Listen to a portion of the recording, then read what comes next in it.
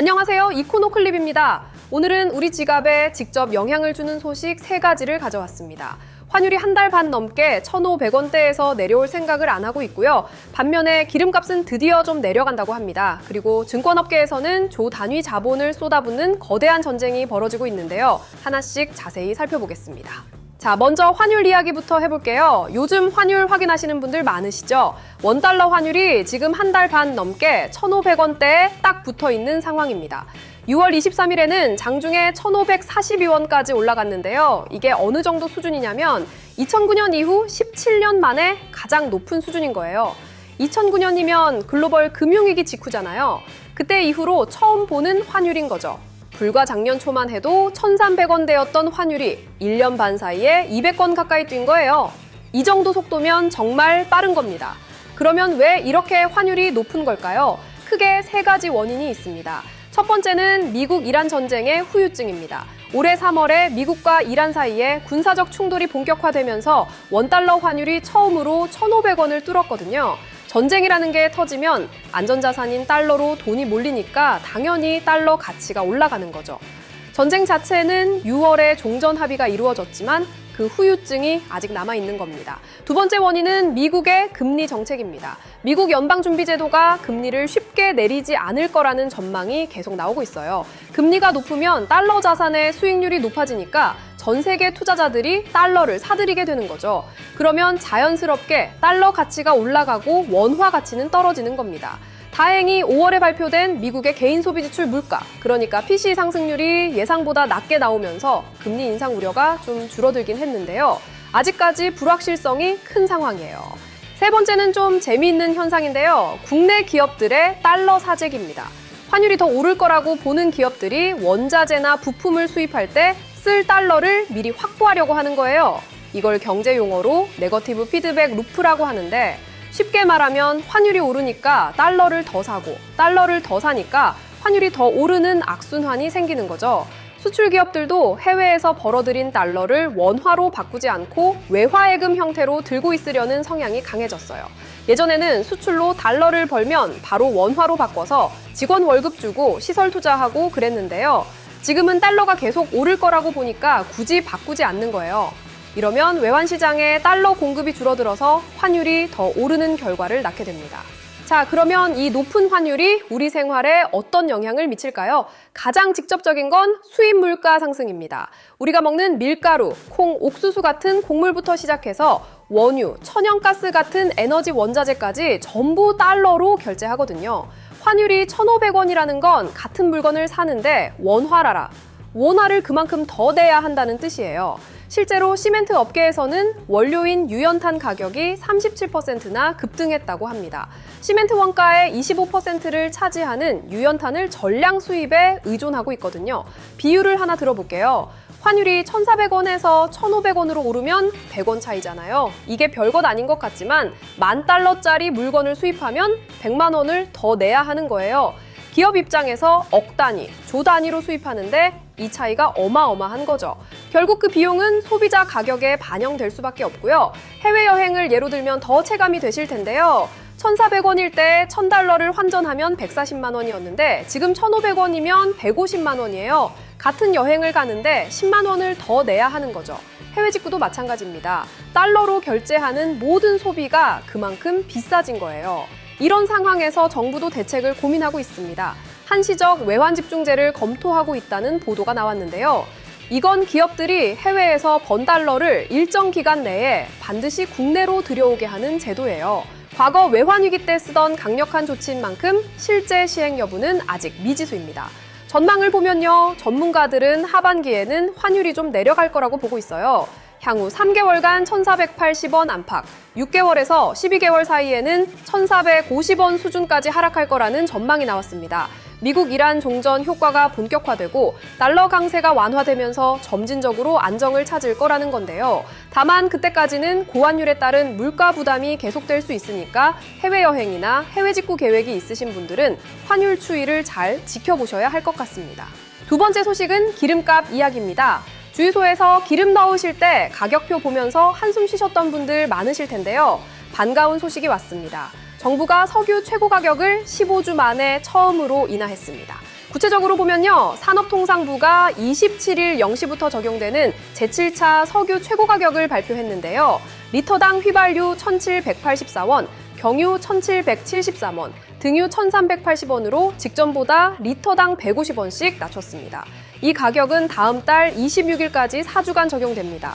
석유 최고 가격제가 뭔지 잠깐 설명드릴게요. 이건 올해 3월에 처음 도입된 제도인데요. 정유사가 주유소에 기름을 공급할 때 받을 수 있는 가격의 상한선을 정부가 정해놓는 거예요. 쉽게 말하면 기름값의 천장을 정부가 딱 정해놓고 그 이상 못 올리게 하는 거죠.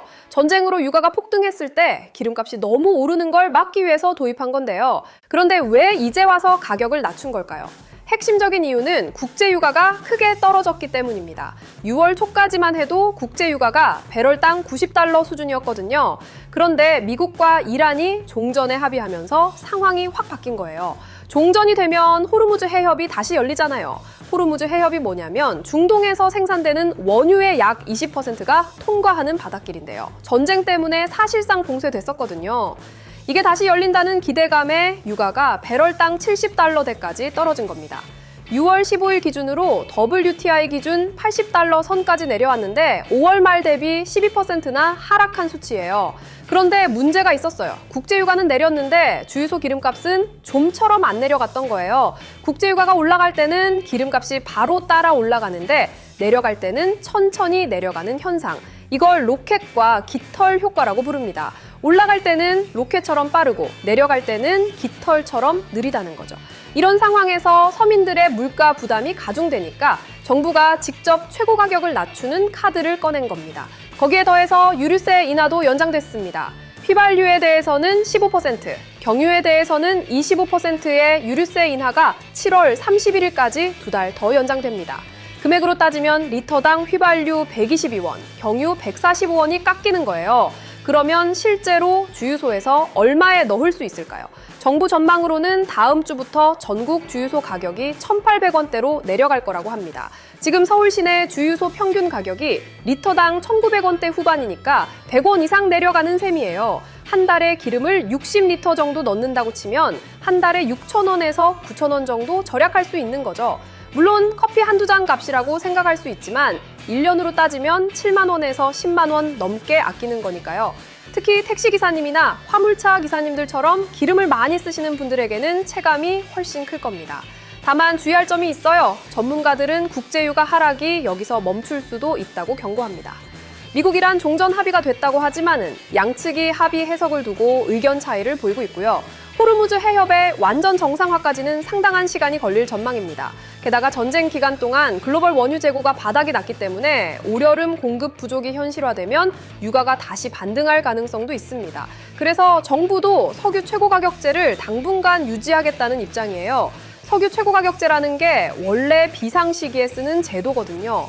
평상시에는 시장에 맡기는 게 맞지만 지금은 전쟁 후유증이 남아있으니까 안전장치를 계속 두겠다는 거죠. 소비자 입장에서는 당분간 기름값이 급등할 걱정은 안 해도 될 것 같습니다. 세 번째 소식은 금융업계 이야기인데요. 규모가 좀 큰 이야기입니다. KB금융그룹이 자회사인 KB증권에 1조 원 규모의 자본을 추가로 투입합니다. 정확히는 KB증권이 9,999억 9,998만 원, 규모의 주주배정 유상증자를 결정했는데요. 거의 딱 1조 원이죠. KB증권은 KB금융이 100% 지분을 갖고 있는 완전자 회사이기 때문에 KB금융이 신주를 전부 사는 구조입니다. 보통주 5,675만여 주를 새로 발행하고 주당 17,620원에 KB금융이 전량 인수합니다. 신주 납입일은 7월 23일이고 발행된 주식은 1년간 보호예수됩니다. 여기서 재밌는 건 이 돈이 어디서 나오느냐는 거예요. KB금융은 이 자금을 마련하기 위해서 또 다른 자회사인 국민은행에서 1조 3,591억 원의 배당금을 받기로 했습니다. 쉽게 비유하면요. 큰형이 둘째한테 용돈을 줘야 하는데 본인 주머니에 현금이 없으니까 은행에 맡겨둔 적금을 깨서 주는 것과 비슷한 구조예요. 그룹 전체로 보면 돈이 나간 게 아니라 은행에 쌓여있던 자본을 증권 쪽으로 재배치한 거죠. 그런데 왜 이렇게 큰 돈을 증권사에 쏟아붓는 걸까요? 답은 초대형 투자은행, 줄여서 초대형 IB 경쟁에 있습니다. 지금 한국증권업계에서는 IMA라는 종합투자계좌와 발행어음 사업을 놓고 치열한 경쟁이 벌어지고 있거든요. IMA가 뭐냐면요. 증권사가 고객의 돈을 직접 운용해서 수익을 돌려주는 계좌예요. 은행 예금이랑 비슷한데 증권사가 직접 기업에 투자하거나 대출을 해주면서 더 높은 수익률을 추구하는 거죠. 발행어음은 증권사가 자기 이름으로 어음을 발행해서 투자자로부터 돈을 모으는 건데요. 이것도 마찬가지로 기업금융에 활용됩니다. 이 사업을 하려면 자기 자본이 최소 8조 원 이상이어야 하는데요. KB증권은 이번 증자로 자기 자본 8조 원대를 확보하게 됩니다. 올해 들어서만 총 1조 7천억 원의 자본을 수혈한 건데요. 지난 2월에 7천억 원 증자한 데 이어 4개월 만에 또 1조 원을 넣은 겁니다. 그만큼 이 시장을 중요하게 보고 있다는 거죠. 현재 이 시장에서 앞서가고 있는 건 미래에셋증권과 한국투자증권입니다. 이 두 회사는 작년 11월에 IMA 1호 지정을 받았고 올해부터 본격적으로 사업을 시작했어요. 재밌는 건 두 회사의 전략이 완전히 다르다는 건데요.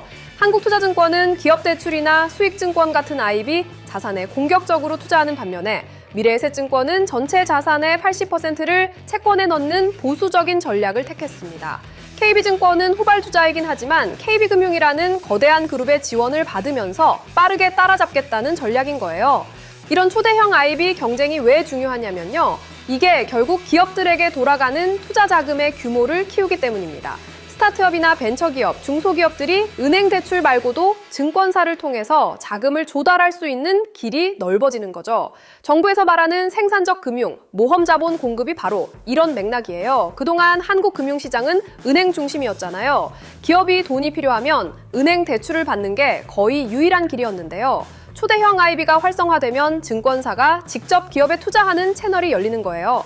특히 기술력은 있지만 담보가 없어서 은행 대출이 어려운 스타트업이나 벤처기업에게 큰 도움이 될 수 있습니다. 물론 그만큼 리스크도 따르겠지만 자본시장이 한 단계 성숙해지는 과정이라고 볼 수 있겠죠. 오늘 세 가지 소식을 정리해보면요. 환율이 높고 물가 부담이 크지만 기름값 인하 같은 긍정적 신호도 있고 금융시장에서는 더 큰 자본이 산업 현장으로 흘러가는 구조가 만들어지고 있습니다. 고환율과 유가 변동이라는 큰 파도 속에서도 정부와 기업들이 각자의 방식으로 대응하고 있는 모습인데요. 앞으로도 이런 변화들을 꾸준히 지켜보면서 여러분께 전해드리겠습니다. 여러분의 지갑을 지키는데 오늘 이야기가 도움이 되셨으면 좋겠습니다. 구독과 좋아요 부탁드리고요. 이코노클립이었습니다.